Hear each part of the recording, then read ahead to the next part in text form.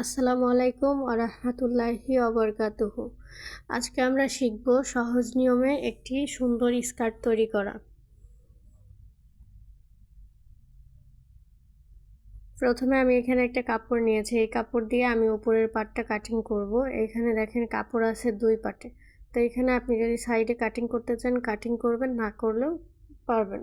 তো এখানে লম্বায় ঝুলে সেলাইয়ের পরে যতটুকু টেকাতে চাচ্ছেন সেই অনুযায়ী নিয়ে নেবেন। আমি উপরে আরেকটা পার্ট নিব, তার জন্য 5 ইঞ্চি বা 6 ইঞ্চি মার্ক করে আরেকটা কাপড় কাটিং করে নিচ্ছি। সেলাইয়ের জন্য একটু এক্সট্রা কাপড় নিয়ে নিচ্ছি। তো এই কাপড়টা হলো আমি উপরের অংশে ব্যবহার করব ঝুল হিসাবে। দুইটা কাপড় কিন্তু সমান সমান আছে। তো এইভাবে কাপড় নেবেন। তারপরে দেখেন এখানে দুইটা ফিতা হবে, দুইটা চারটা ফিতা হবে। দুই পাশে এক পাশে দুইটা, অপর পাশে দুইটা, মোট হলো চারটা ফিতা হবে। এখন আমি নিচের পাটটা কাটিং করব স্কার্ট। তো এখানে দেখেন প্রথমে আমি কাপড়টাকে মাঝখান দিয়ে ভাঁজ দিয়ে নিয়েছি। মাঝখান দিয়ে ভাঁজ দেওয়ার পরে কাপড়টাকে আমি কাটিং করে নেব। একটা হলো পিছন পাটের জন্য, একটা সামনের পাটের জন্য। তো কাপড়টাকে আমি এখানে কাটিং করে নিচ্ছি। আপনারা এভাবে কাপড়টাকে কাটিং করে নেবেন। কাপড়টা কাটিং করার পরে কাপড়টাকে ভাঁজ দিতে হবে। দেখেন আমি এখানে একটা মাঝখান দিয়ে ভাঁজ দিয়ে দিলাম, তারপরে আরেকটা ভাঁজ দিয়ে দিব। তাহলে এখানে আমি কিন্তু দুইটা ভাঁজ দিলাম। প্রথমে একটা ভাঁজ ছিল, তারপরে আরেকটা ভাঁজ দিয়ে দিলাম। তো এখন দেখেন এখানে আমি কোমরের অংশের জন্য আমি কিছু কাপড় নিব। এখানে আমি কোমরের জন্য এখানে 4 ইঞ্চি বা 5 ইঞ্চি এরকম ধরে নিব। তো ধরেন আমি এখানে 4 ইঞ্চি কাপড় নিলাম, আপনারা 4 ইঞ্চি বা 5 ইঞ্চি এভাবে নিয়ে নেবেন। তারপরে সোজা করে একটা দাগ দিয়ে দেবেন, আর উপর থেকে কোনাকুনি করে মার্ক করে নেবেন। দেখেন কিভাবে আমি দাগগুলো দিচ্ছি, ভালোভাবে দেখলেই বুঝতে পারবেন।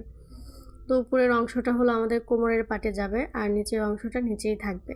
তো এভাবে কোনাকুনি করে স্কেলটাকে ধরে কাটিং করে নেবেন। দেখেন এখান থেকে আমি কাটিং করে নিচ্ছি।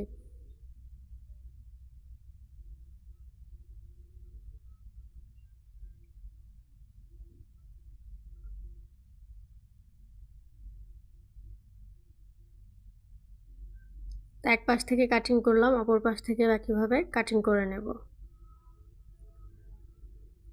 দুই পাশে দেখেন কাটিং করা হয়ে গেছে। কাপড়টাকে এখন আমি খুলে নিচ্ছি। এখানে দুইটা পার্ট আছে, একটা হলো পিছন পার্টের জন্য, একটা সামনের পার্টের জন্য। এখানে এই যে পার্টগুলো এভাবে সেলাই করে নেব। তো কোমরের জন্য উপরে আমি একটা কাপড় কাটিং করে নিব, আর নিচে আমি কিছু কুচি ব্যবহার করব, তার জন্য কাটিং করে নেব। এখানে প্রথমে কাপড়ের সোজা দিক একসাথে রেখে একটা সেলাই দিয়ে দিচ্ছে। এটা হলো উপরের পাটের অংশ। তো এখানে সেলাই দেওয়ার পরে আমার উপরের পাটে যে ঝুলের জন্য কাপড়টা নিয়েছিলাম, এই কাপড়ে চিকন করে ভাঁজ দিয়ে একটা সেলাই দিতে হবে, যেটা নিচের পাটে থাকবে, নিচের দিকে থাকবে। তো এখানে আমি চিকন করে ভাঁজ দিয়ে সেলাই করে নিচ্ছি। আপনারা এভাবে চিকন করে ভাঁজ দিয়ে সেলাই করে নেবেন। তো সেলাই করা হয়ে গেছে। এখন সোজা দিক কাপড়টার সোজা দিক উপর দিকে থাকবে।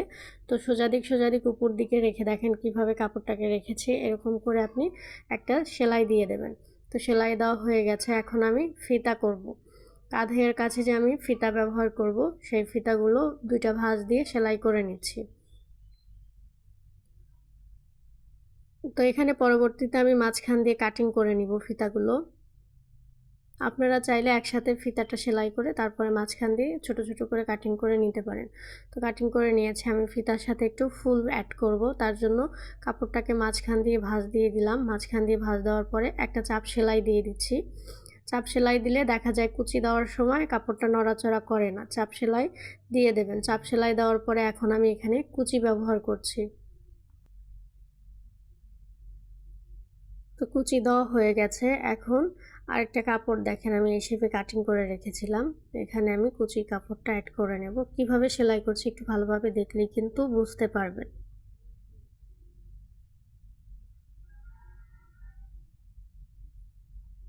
সেলাই করার পরে এখানে একটা চাপ সেলাই দিয়ে দিব।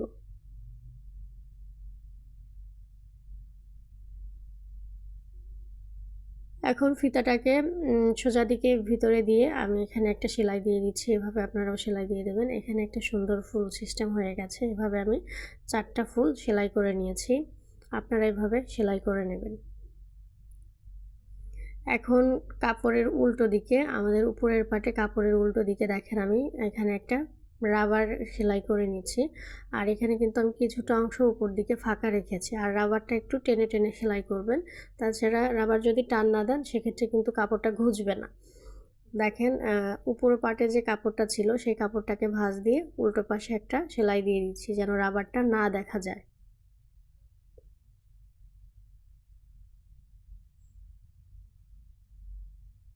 তো এখানে সেলাই দেওয়ার সময় একটু হালকা টানতে হবে। দেখেন আমি টেনে টেনে কিন্তু সেলাইটা দিয়ে দিচ্ছি। আপনারা এভাবে টেনে টেনে সেলাই দিয়ে দেবেন। তো সেলাই দেওয়ার পরে কাপড়ের সোজা দিক একসাথে রেখে সাইডে সেলাই দিতে হবে। এখন সাইডেও সেলাই দিয়ে দিচ্ছি।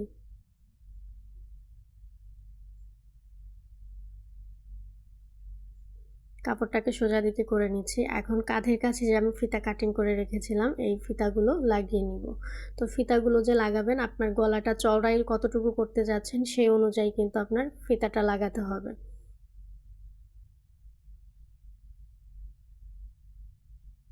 এক পাশে হয়ে গেছে, অপর পাশেও একইভাবে ফিতা দুইটা সেলাই করে নেব।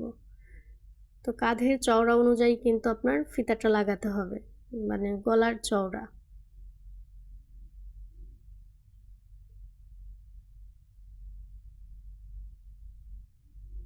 এখানে ফিতা লাগানো হয়ে গেছে, এখন নিচে কাপড়টা ভাঁজ দিয়ে আমি সেলাই করে নেব।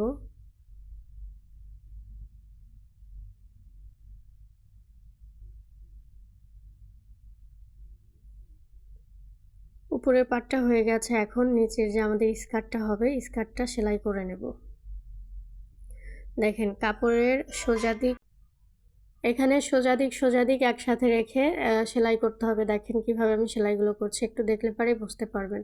পুরোটা কিন্তু আমি সেলাই করিনি, যতটুকু কাটিং করা আছে ওই অনুযায়ী আপনার সেলাইগুলো করতে হবে। তো একইভাবে আরেকটা পাটেও সেলাই দিয়ে নিয়েছি। এখন কাপড়ের সোজা দিক একসাথে রেখে দুই পাশের সাইডে সেলাই করতে হবে। তো এক পাশের সাইডে সেলাই করা হয়ে গেল, এখন অপর পাশের সাইডেও একইভাবে সেলাই করে নেব। তো দুই পাশে সেলাই করার পরে এখন আমাদের যে কোমরের পাটটা হবে, কোমরের পাটটা আমি একটু মেপে নিচ্ছি। তো কোমরের পাট অনুযায়ী কাপড় কাটিং করে সেলাই করতে হবে। এখানে আমার একটু জোড়া পড়েছে।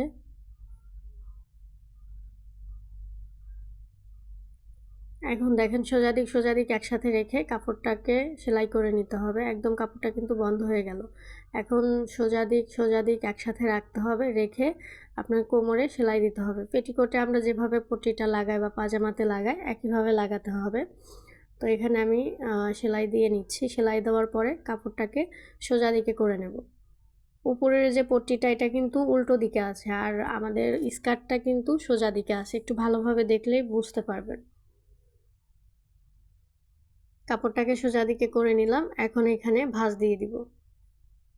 ভাঁজ দেওয়ার পরে এখানে সেলাই করব। সেলাই দেওয়ার সময় চিকন করে একটু ভাঁজ দিয়ে দেবেন। আমি কিন্তু এখানে চিকন করে ভাঁজ দেইনি, যেহেতু এটা কেউ ব্যবহার করবে না। তো এভাবে সেলাই করে নিচ্ছি।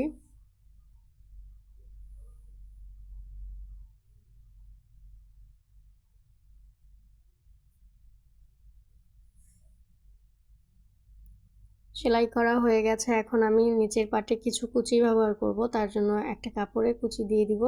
তার আগে কি করতে হবে, কাপড়ের নিচের অংশে চিকন করে ভাঁজ দিয়ে সেলাই করতে হবে।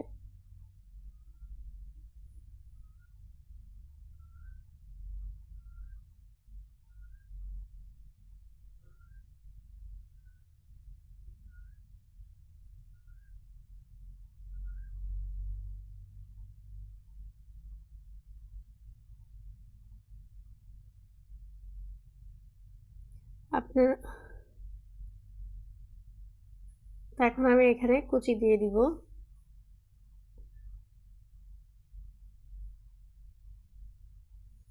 এরকম স্কার্ট তারপরে শাড়ি বা লেহেঙ্গা যদি আমাদের পেজ থেকে নিতে চান আমার ইনবক্সে যোগাযোগ করবেন।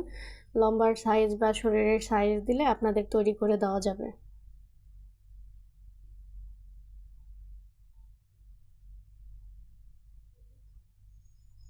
এই পাশে আমি সেলাই করে বন্ধ করে দিচ্ছি। সেলাই করার পরে এখন স্কার্টের সাথে এই কাপড়টাকে সেলাই করে নিব।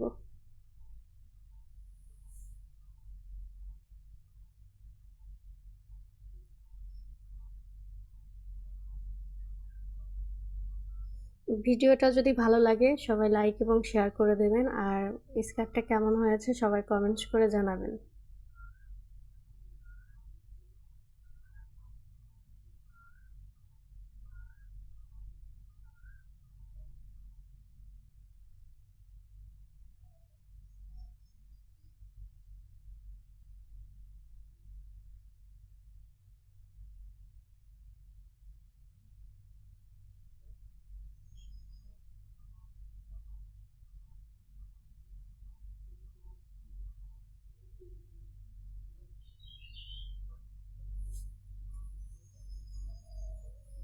এখানে কুচি দেওয়া হয়ে গেলে আমি এখানে একটা চাপ সেলাই দিয়ে দিব।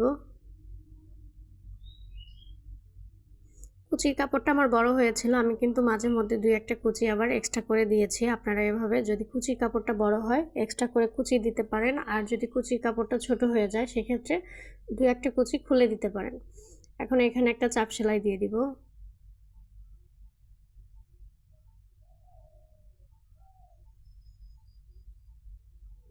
চাপ সেলাই দেওয়ার পরে আমি এখানে একটু রাবার ব্যবহার করব কোমরের কাছে। তো এই হলো আমাদের স্কার্টটা কেমন হয়েছে সবাই কমেন্টস করে জানাবেন ইনশাল্লাহ।